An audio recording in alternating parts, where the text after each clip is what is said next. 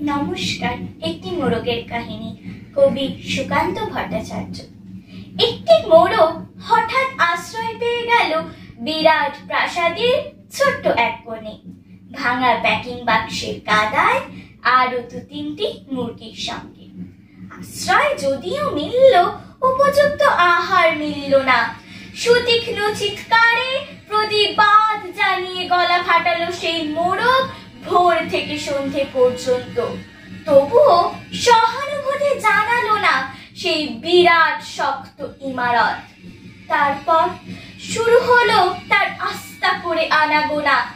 আশ্চর্য, সেখানে প্রতিদিন মিলতে লাগলো ফেলে দেওয়া ভাত, রুটির চমৎকার প্রচুর খাবার। তারপর এক সময় আস্তা করেও এলো অংশীদার, ময়লা ছেঁড়া ন্যাকড়া পড়া দু তিনটি মানুষ। কাজী দুর্বলতর মোরগের খাবার গেল বন্ধ হয়ে। খাবার খাবার, খানিকটা খাবার। অসহায় মোরগ খাবারের সন্ধানে বারবার চেষ্টা করলো প্রাসাদে ঢুকতে। প্রত্যেকবারই তাড়া খেলো প্রচন্ড। ছোট্ট মোরগ ঘাড় উঁচু করে স্বপ্ন দেখে প্রাসাদের ভিতর রাশি রাশি খাবার। তারপর সত্যি সে একদিন প্রাসাদে ঢুকতে পেল।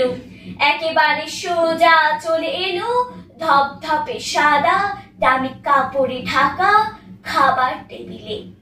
অবশ্য খাবার খেতে নয়, খাবার হিসেবে। নমস্কার।